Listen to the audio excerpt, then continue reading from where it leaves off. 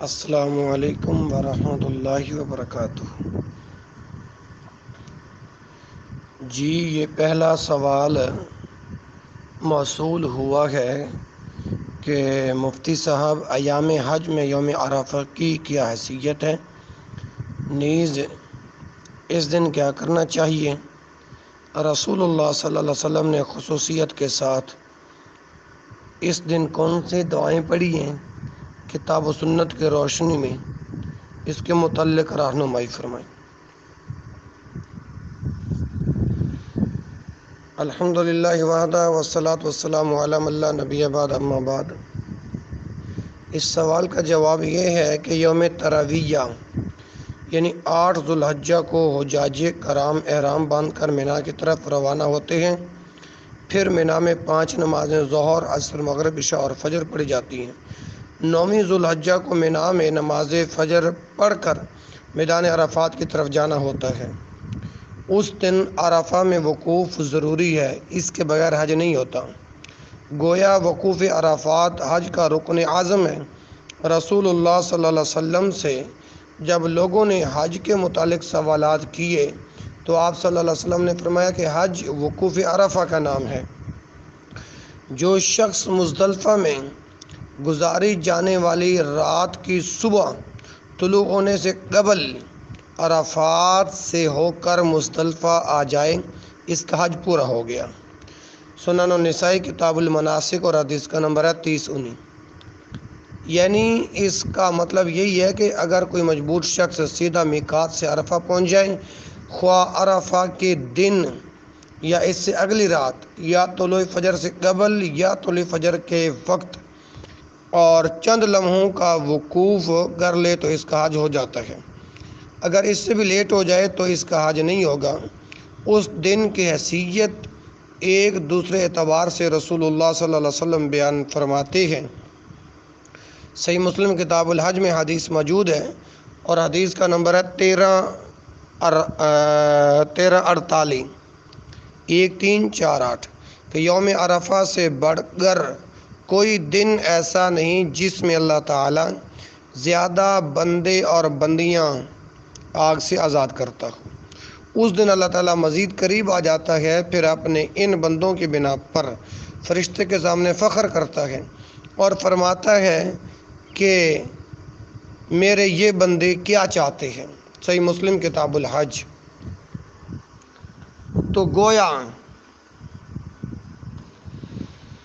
اس دن رحمت الہی کے نزول اور بندوں کے بڑے بڑے گناہوں کی معافی کو دیکھ کر شیطان بہت ذلیل اور رسوا ہوتا ہے۔ اس بنا پر حجاج کرام کو چاہیے کہ وہ وقوف عرفہ کے وقت خوب مسنون اذکار اور دعائیں پڑھنے کا اہتمام کریں۔ رسول اللہ صلی اللہ علیہ وسلم کثرت سے اس ذکر کو پڑھتے تھے: لا الہ الا اللہ وحدہ لا شریک لہ، لہ الملک و لہ الحمد وہو علی کل شیء قدیر۔ رسول اللہ صلی اللہ علیہ وسلم کا ارشاد گرامی ہے: عرفات کے دن آخری پیر سب سے بہترین دعا لا الہ الا اللہ وحدہ لا شریک لہ، لہ الملک و لہ الحمد وہو علی کل شیء قدیر ہے، جو میں نے اور مجھ سے قبل تمام انبیاء علیہ السلام نے کی ہے۔ سلسلۃ الاحادیث الصحیحہ اور رقم میں حدیث ہے 1503۔ ایک دوسری حدیث میں ہے کہ اللہ کے ہاں بہترین کلمات 4 ہیں، جن کی تفصیل یہ ہے: سبحان اللہ، الحمدللہ، لا الہ الا اللہ، واللہ اکبر۔ صحیح مسلم اور حدیث کا نمبر ہے 2137۔ درج ذیل کلمات کو بھی بکثرت وقوف عرفات کے وقت پڑھتا رہے، کیونکہ یہ کلمات اللہ کو بہت محبوب اور ترازو میں بہت وزنی ہیں۔ سبحان اللہ و بحمدہ، سبحان اللہ العظیم۔ صحیح بخاری کتاب الدعوات۔ اس وقت کثرت سے رسول اللہ صلی اللہ علیہ وسلم پر درود پڑھیں، اور آپ بکثرت ان الفاظ سے دعا کرتے تھے: ربنا آتنا فی الدنیا حسنہ وفی الآخرۃ حسنہ وقنا عذاب النار۔ حافظ ابن کثیر رحمہ اللہ اس دعا کے متعلق لکھتے ہیں: اس دعا میں دنیا اور آخرت کی ہر بھلائی کو اکٹھا کر دیا گیا ہے اور ہر شر سے چھٹکارا ہے۔ رہی آخرت کی بھلائی تو اس کا سب سے اعلیٰ درجہ جنت میں داخلہ اور قیامت کے دن سختیوں سے نجات ہے۔ اس طرح قیامت کے دن آسان حساب لیا جانا بھی اس میں شامل ہے۔ تفسیر ابن کثیر جلد نمبر 1 صفحہ نمبر 243۔ بہرحال اللہ رب العزت سے قبولیت دعا کے عزم و یقین کے ساتھ بکثرت دعائیں کی جائیں۔ اللہ اس دن اپنے بندوں پر بہت مہربان ہوتا ہے۔ دوسرا سوال، یوم النحر یعنی 10 ذوالحجہ کو حجاج کرام نے کون کون سے کام کرنے ہیں؟ اگر ان میں تقدیم و تاخیر ہو جائے تو اس کا کیا کفارہ ہے؟ قرآن و حدیث کی روشنی میں اس کی تفصیل بیان کریں۔ یہ سوال کیا ہے بھائی عبدالرزاق نے فیروز وٹوں سے، تو ہم اللہ کی رحمت سے اس کا جواب بھی عرض کرتے ہیں کہ ذوالحجہ کی 10ویں تاریخ کو مزدلفہ میں نماز پڑھ کر ذکر و اذکار کیا جائے، پھر سورج طلوع ہونے سے پہلے منا کی طرف روانگی ہو۔ البتہ عورتوں، بچوں اور بوڑھوں کو رات کے وقت ہی منا آنے کی اجازت ہے۔ منا پہنچ کر اب کون سے کام کرنے ہیں؟ اب ذرا توجہ سے سماعت فرمائیں۔ منا پہنچ کر اپنا سامان وغیرہ خیموں میں رکھیں اور جمرہ عقبہ کو ایک ایک کر کے 7 کنکریاں ماری جائیں اور ہر کنکری مارتے وقت اللہ اکبر کہا جائے۔ صحیح ہے نا میرے پیارے بھائی؟ ان چند اور ہدایات آپ کے سامنے عرض کرتا ہوں تو ان پر عمل کرنا ضروری ہے۔ مزدلفہ یا منا میں سے جس جگہ کنکریاں میسر ہوں اٹھا لی جائیں۔ ان دونوں میں 70 کنکریاں استعمال ہوں گی، انہیں دھونے کی قطعاً ضرورت نہیں۔ رمی مکمل ہونے تک تلبیہ پکارا جائے، جو ہی آخری کنکری ماری جائے اس کے ساتھ ہی تلبیہ بند کر دیا جائے، جیسا کہ احادیث میں اس کی صراحت موجود ہے۔ فتح الباری جلد نمبر 3 صفحہ نمبر 533۔ کنکریوں کے متعلق ہدایات دیتے ہوئے رسول اللہ صلی اللہ علیہ وسلم نے فرمایا تھا، دین میں غلو سے بچو۔ سنن النسائی کتاب المناسک اور حدیث کا نمبر ہے 3059۔ اب غلو کیا ہے؟ غلو سے مراد یہ ہے کہ رمی کرتے وقت جوتے مارے جائیں، بڑے بڑے پتھر استعمال کیے جائیں، گالیاں دی جائیں اور جمرہ عقبہ پر تھوکا جائے، یہ سب غلو کی مختلف صورتیں ہیں، ان سے اجتناب کیا جائے۔ اس دن کنکریاں طلوع آفتاب کے بعد یاشت کے وقت ماری جائیں۔ 10ویں تاریخ کو دوسرا کام جو ہے وہ قربانی کرنا ہے۔ قربانی خود کریں یا گورنمنٹ سکیم کے تحت رقم جمع کروائیں اور کوپن حاصل کریں، اس پر ذبح کا وقت لکھا ہوتا ہے، اس کے مطابق عمل کریں۔